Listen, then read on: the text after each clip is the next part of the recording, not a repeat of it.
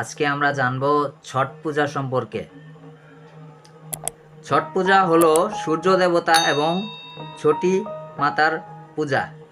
হিন্দু ধর্মগ্রন্থ অনুসারে ছটি মাতার অপর নাম উষা। বলা হয় উনি সূর্য দেবতার ছোট বোন। নৈপালি, মৈথিলি এবং ভোজপুরি ভাষায় ছট শব্দের অর্থ ষষ্ঠ। এই উৎসবটি পঞ্জিকা অনুসারে কার্তিক মাসের ষষ্ঠতম দিনে পালিত হয়। এই কারণেই এর নাম ছট পুজো। এবং এই উৎসবটি নবরাত্রির পরে হিন্দুদের দীর্ঘতম এবং সবচেয়ে গুরুত্বপূর্ণ উৎসব। এটি 4 দিন স্থায়ী হয়। ছট পুজোয় মানুষ সূর্য ও ষষ্ঠী দেবী বা ছটি মাতার প্রতি সমর্পিত হয়, যেখানে তাকে পৃথিবীতে জীবনের স্রোত বহাল রাখার জন্য ধন্যবাদ জ্ঞাপন ও আশীর্বাদ প্রদানের কামনা করা হয়। ছট পুজোর বিভিন্ন নাম আছে, তা হলো ছটি মা, ষষ্ঠী পুজো, ছট পার্বণ, ডালা ছট পুজো, তারপরে সূর্য ষষ্ঠী ইত্যাদি। ভারতে সূর্য উপাসনার জন্য প্রসিদ্ধ পার্বণ হলো ছট পুজো। এটি বছরে 2 বার পালিত হয়। প্রথমবার চৈত্র মাসে চৈত্র ছট এবং দ্বিতীয়বার কার্তিক মাসে কার্তিকী ছট। এতে ডুবিত এবং উদিত সূর্যকে পুজো করা হয়। এই ছট পুজোয় নারী পুরুষ 36 ঘন্টা উপবাস পালন করে। আসুন জেনে নেই যে ছট পূজার বিভিন্ন নিয়ম বা ব্রতসমূহ। যারা এই ছট পুজো করে থাকেন তারা ভাইফোঁটার পর থেকেই টানা নিরামিষ খান। এই নিরামিষে পেঁয়াজ রসুনও খাওয়া যায় না। পুজোর 2 দিন আগে লাউয়ের যে কোনো পদ খেতে হয়। পুজোর ঠিক আগের দিন খরনা নামের একটি নিয়ম পালিত হয়। এই সময় সূর্যদেবের উদ্দেশ্যে পায়েস, লুচি, কলা অর্পণ করা হয়।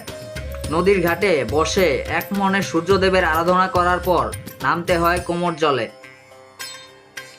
নদীর বুকে দাঁড়িয়ে পুজোর ডালা সূর্যদেবের উদ্দেশ্যে অর্পণ করে ধূপধুনো দেখিয়ে হয় আরতি। অবশেষে পরিবারের সকলের নাম করে একটা একটা করে প্রদীপ ভাসিয়ে দেওয়া হয় নদীর বুকে। এটাই এই পূজার নিয়মরীতি। ডালার প্রসাদ বাড়িতে নিয়ে যান সকলে। বাড়ি ফেরার পরও কিন্তু উপোস ভাঙা হয় না।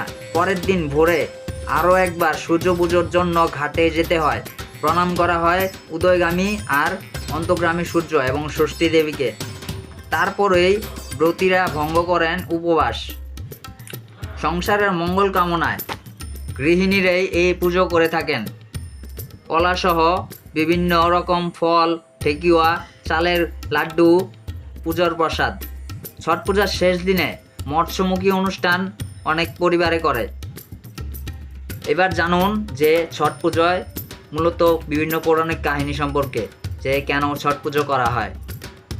ছট পূজা কিংবদন্তি অনুসারে বলা হয় প্রথম মনু স্বয়ম্বুর পুত্র রাজা প্রিয়ব্রতের কোনো সন্তান ছিল না। এই কারণে তিনি মন খারাপ করতেন। মহর্ষি কাশ্যপ রাজাকে পুত্র লাভের জন্য যজ্ঞ করতে বললেন। মহর্ষির আদেশ অনুসারে রাজা যজ্ঞ করলেন। এরপরে রানী মালিনী একটি পুত্রের জন্ম দেন, কিন্তু দুর্ভাগ্যবশত শিশুটি মৃত জন্মগ্রহণ করেন। এতে রাজা ও পরিবারের অন্যান্য সদস্যরা গভীরভাবে শোকাহত হন। তারপর আকাশ থেকে একটি রথ মাটিতে অবতরণ করল, যাতে মাতা ষষ্ঠী বসেছিলেন।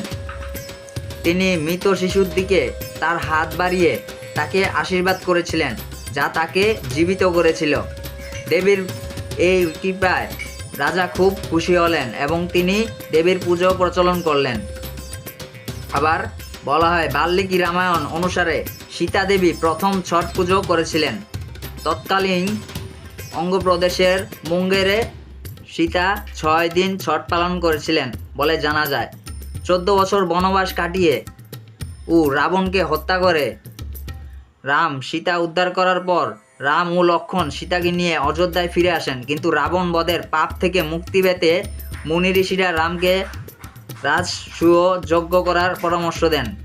এই যজ্ঞের আয়োজন করতে আমন্ত্রণ করা হয় মুগদল ঋষিকে। কিন্তু মুগদল ঋষি রাজসূয় যজ্ঞ করার পরিবর্তে রাম ও সীতাকে তার আশ্রমে নিয়ে যান। তার নির্দেশে রাম ও সীতা সেখানে পূজা করেন। মুগদল ঋষি গঙ্গা জল ছিটিয়ে সীতাতে শুদ্ধ করেন এবং সূর্য ও ষষ্ঠী পূজা করার পরামর্শ দেন।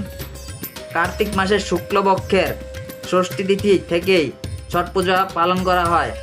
প্রচলিত বিশ্বাস অনুসারে সীতা যেখানে ছট পুজো করেছিলেন সেখানে আজও তার পায়ের ছাপ রয়েছে।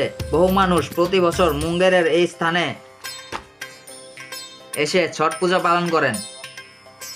তারপরে মহাভারতেও মহারথী কর্ণ সূর্যদেবের পূজা করতেন, অর্পণ দিতেন প্রতিদিন সকালে এবং সন্ধ্যায়।